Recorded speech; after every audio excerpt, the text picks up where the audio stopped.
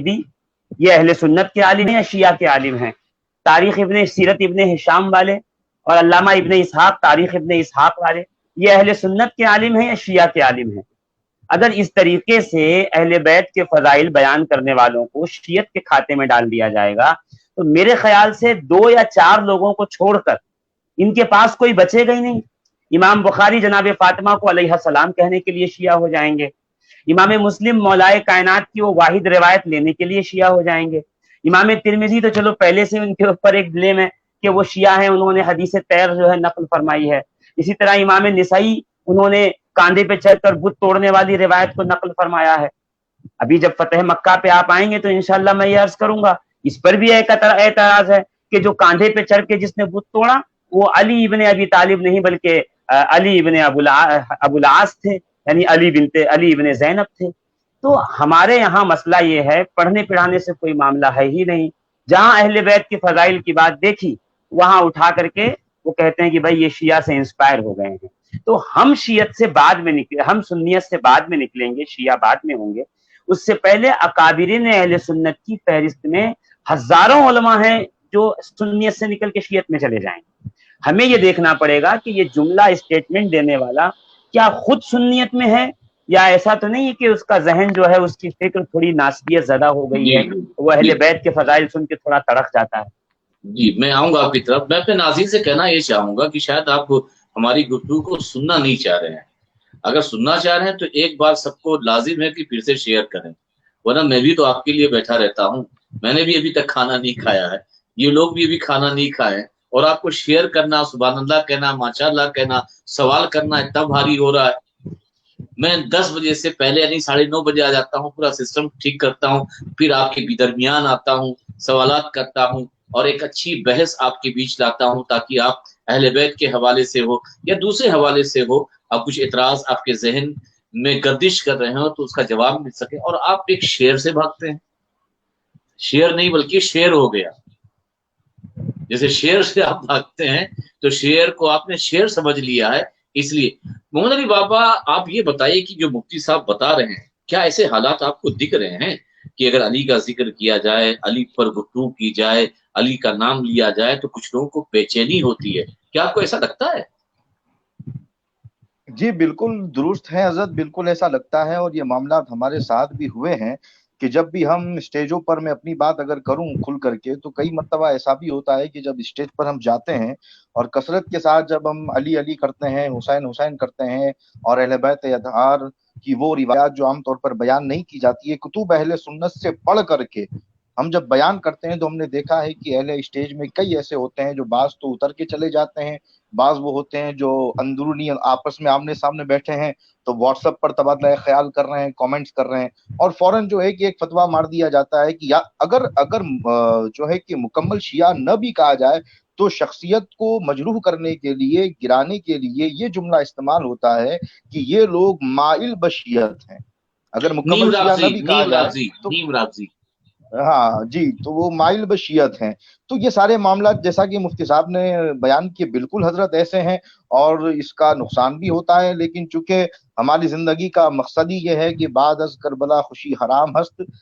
مقصد حیات بس حسین است، تو ہم تو اس ٹریک پر چل پڑے ہیں، تو ہمیں کسی چیز کی پرواہ نہیں ہے۔ ہاں یہ ضرور ہے کہ ہم اس بات کا خیال رکھتے ہیں کہ ہماری زبان میں اتنی زیادہ سختی نہ آ جائے کہ جس کی وجہ سے کسی کا دل ٹوٹے۔ ہم ان تمام حالات کو مد نظر رکھتے ہوئے اپنی گفتگو کرتے ہیں۔ اب یہ لوگوں کی سوچ پر ہے کہ وہ ہماری گفتگو کو کس جو ہے کہ ترازو پہ رکھ کر تولتے ہیں۔ حالانکہ الحمدللہ ہم اہل سنت و جماعت ہیں، اور ہمارا بھی وہی عقیدہ ہے جو ہمارے بزرگوں کا عقیدہ تھا، ہمارے مرشد گرامی حضور بھائی جان نور رحمۃ اللہ علیہ کا عقیدہ تھا، اور ان سے بھی بڑے ہمارے اکابرین کا جو عقیدہ تھا۔ مفتی صاحب اسکرین پہ ایک سوال ہے، دیکھیں۔ ہاں بات بالکل آپ صحیح کہہ رہے ہیں، جو آپ کو محسوس ہو رہا ہے کہیں ہم کو بھی یہ بات محسوس ہوتی ہے کہ آپ جب مولائے کائنات کا ذکر کریں، اہل بیت کا ذکر کریں، ان خاندان نبوت کے چشم و چراغ کا ذکر کریں تو کہیں نہ کہیں یہ حملے تو ہوتے ہیں، اور بلکہ ہم تو جب مولائے کائنات کی جب منقبت وغیرہ ہوتی ہے تو کچھ لوگ کہتے ہیں صدیق اکبر کی شان میں پڑھوائیے، حضرت فاروق اعظم کی شان میں پڑھوائیے۔ مقصد ان کا صدیق اکبر سے محبت کا نہیں ہے۔ میں ایک بات کہنا چاہتا ہوں یہاں پہ، میں سبھی سے کہنا چاہتا ہوں، अब बहुत खुल के मैं बोलता हूँ, एक बात सोचिए, ठीक है ये मुत्तफका फैसला है कि अहले सुन्नत व जमात का या जमहूर का एक सवाद आजम इस पर इत्तेफाक रखता है, मगर कुछ लोग भी इसमें बुजुर्गों में और बड़े लोगों में इख्तलाफ भी रखते हैं, मगर उस इख्तलाफ से कतई नज़र कि हज़रत सिद्दीक़ अकबर का बहुत बड़ा मुकाम है, बहुत बड़ा मर्तबा है, और आका करीम सल्लल्लाहु अलैहि वसल्लम और तमाम नबियों के बाद अगर कोई मुकाम और मर्तबा है तो हज़रत सिद्दीक़ अकबर का, फिर फारूक आजम, फिर उस्मान गनी में भी इख्तलाफ कुछ हुआ। चलो मान लिया जाए चौथा दर्जा खिलाफत के एतबार से हो, फजाइल के एतबार से हो, किसी भी एतबार से हो, चौथा दर्जा हज़रत अली का है, मान लेते हैं, मुत्तफिक। अब आप ये बताइए कि अहले सुन्नत व जमात के वो सारे शोरा को जमा कीजिए, उन्होंने हज़रत सिद्दीक़ अकबर की शान में कितनी मनक़बत लिखी है। आप शियाओं को छोड़ दीजिए, आप उन सुन्नियों की किताबों को उठाकर देखिए जो लोग सिद्दीक़ अकबर को अफज़लुल बशर बादल अंबिया बितहक़ीक़ मानते हैं,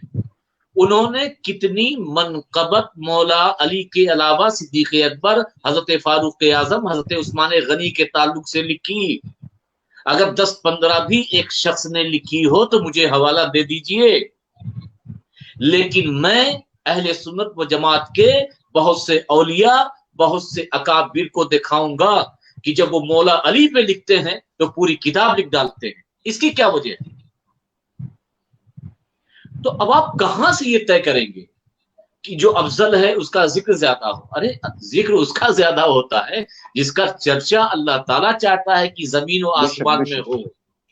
इससे किसी की अफजलियत, किसी की मफजूलियत पे असर नहीं होता। अली का जिक्र मछलियां करती हैं, अली का जिक्र आसमान में फरिश्ते करते हैं, अली का जिक्र इंसान क्या है साहब? ये तो अल्लाह जिसे चाहे बढ़ाए, अल्लाह जिसे चाहे घटाए। बुजुर्गों ने जिस पर पूरी किताब लिख डाली हो, जिसके फजाइल का इहाता नहीं कर सकते, वो अली है।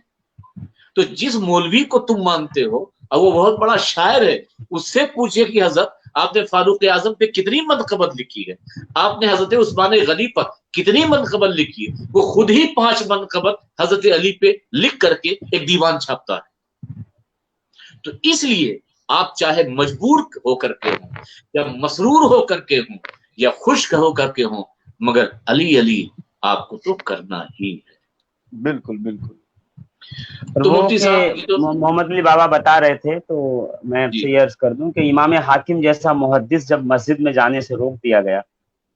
और लोग उसे मस्जिद में नहीं ले जाने देते थे, कहते थे कि ये शिया है। इमाम निसाई का हश्र तो आपको पता ही है। उनके लिए इमाम शाफई का ये कौल ही कौल फैसल है। फरमाते हैं इजाफी मजलिसी नस्कुरु अलियन वसिबतैहि व फातिमत ज़किया फाजरी बादहुम दिक्री सिवाहुम फऊफनु इन्नहु इब्न सलक़लक़िया। जब हम मजलिस में अहले बैत अतहार का जिक्र करते हैं, यानी सिबतैन का, फातिमा जहरा का, अली का, तो कुछ लोग उस पर ची बजबी हो जाते हैं। तो मैं उनको कहता हूँ कि ऐ नापाक औरत के बेटे, मैं उनका जिक्र कर रहा हूँ जिनका जिक्र बाइस अजर है। तो वही ये सब बातें जब होती है तो दिलों को बेचैनी होती है यार। हमारे बढ़ाने से कौन बढ़ेगा जिसे रब ना बढ़ाए। तो ये तो वो नुफूस कुदसियां है, क्योंकि अल्लाह के रसूल ने चाहे हसन हो, हुसैन और अपने खानदान, अल्लाह मैं इनसे मोहब्बत करता हूँ, तू भी इनसे मोहब्बत कर। और जिसे रब मोहब्बत करे उसकी महबूबियत के चर्चे को कौन रोक सकता है? ये बहुत आम बात है। इसलिए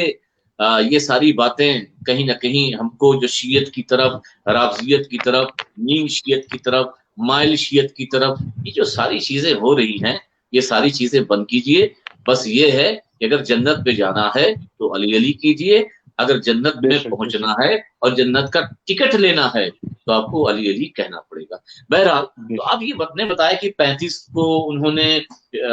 वासिले जहन्नम किया। फिर खास जो जंग बदर में हजरत मौलाए कायनात का किरदार हुआ, और उस वक्त हमारे जो परचम होते थे वो किस कलर के होते थे? क्या हरे होते थे या सफेद होते थे या वो चिश्ती कलर का होता था? उस पर भी आप हमें जरा बताएंगे। पहली मर्तबा जो है जंगे बद्र में जो परचम इस्तेमाल हुआ وہ سیدہ عائشہ صدیقہ سلام اللہ علیہا اور رضی اللہ تعالی عنہا کے دوپٹے کا پرچم بنایا گیا، جسے نیزے پہ سرکار نے لگایا اور لگا کر کے صحابی رسول کو دیا۔ اچھا، وہ اس لیے اس کا بیک گراؤنڈ تھوڑی سی بتا دوں میں کہ اس کے پیچھے یہ ہے کہ جب کفار و مشرکین نکلے تھے، وہ تو اس ارادے سے نکلے تھے کہ مسلمانوں کو قتل کریں گے اور مار ڈالیں گے، تو وہ اپنے ساتھ وہ چھوٹے چھوٹے بت لے کے نکلے تھے، اور وہ میدان میں جب آتے تھے تو بتوں کو بلند کرتے تھے اور بلند کر کے بڑے نعرے لگاتے تھے، اور پھر ان سے جو ہے ان کا مورل جو ہے بڑا بوسٹ ہوتا تھا، اور ان میں جذبہ بڑھتا تھا اور بڑا جو ہے ولولہ آتا تھا۔ تو صحابہ کرام نے کہا یا رسول اللہ صلی اللہ علیہ وسلم، یہ تو لات و عزا کو ساتھ میں لے آئے ہیں، یہ تو حبل اور منات کو ساتھ میں لے آئے ہیں، یہ ان کے ساتھ ہیں، تو اب ہم کیا کریں؟ تو اللہ کے رسول نے فرمایا اللہ ہمارے ساتھ ہے، ہمیں ڈرنے کی کوئی ضرورت نہیں ہے۔ مگر اسی وقت جبریل امین نے آ کر کے، بعض روایت میں ہے کہ حضور صلی اللہ تعالی علیہ وآلہ وبارک وسلم کو جو ہے یہ مشورہ دیا کہ آپ جو ہیں وہ علم بلند کیجئے، ایک نشان بلند کیجئے جو ہماری فتح کا نشان ہوگا، جو ہمارے لیے جو ہے سربلندی کا نشان ہوگا۔ تو حضور نے پہلی مرتبہ ایک کپڑا منگایا، کپڑا تھا نہیں، تو سیدہ عائشہ صدیقہ کا ایک دوپٹہ تھا، اس کے اندر جو ہے آپ نے نیزے میں باندھا، اس کو بلند کر کے کہا وہ مشرکین کا نشان ہے اور یہ ہم جو ہے اہل اسلام کا، اہل توحید کا نشان ہے۔ روایت میں ہے کہ اس کپڑے کا رنگ کالا تھا، تو یہ اسلام کا پہلا علم تھا جس کا رنگ کالا تھا، اور کالا رنگ جو ہے وہ لطیفہ اخفا کا رنگ ہوتا ہے۔ لطیفہ اخفا یہ محمد الرسول اللہ صلی اللہ تعالی علیہ وسلم کا لطیفہ ہے، اسی وجہ سے حضور نے کالے کپڑے کو بہت پسند فرمایا ہے۔ آپ نے کملی کالی اوڑھی ہے، امامہ کالا باندھا ہے، لباس بھی آپ نے کالے پہنے ہیں، یہاں تک کہ حضور صلی اللہ تعالی علیہ وآلہ وبارک وسلم نے جو جبہ غدیر خم کے دن علی مرتضیٰ کو پہنایا تھا اس کا رنگ بھی سیاہ تھا۔ بیت المعمور پہ اللہ رب العزت نے جو غلاف رکھا ہے وہ بھی سیاہ ہے، وہ بھی کالے رنگ کا ہے۔ تو کالا رنگ جو ہے وہ تو اسلامی رنگوں میں سے ہے۔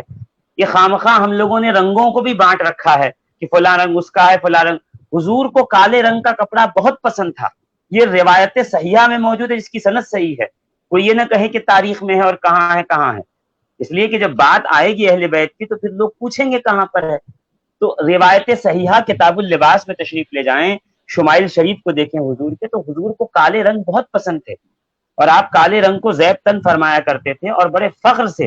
اور ہمیشہ وہ چادر اوڑھتے تھے جس کے کالے رنگ کی چادر پہ سرخ رنگ کے ڈوروں سے جو ہے وہ نقوش بنے ہوئے ہوتے۔ جی جی یہ صاحب آپ یہ بتائیں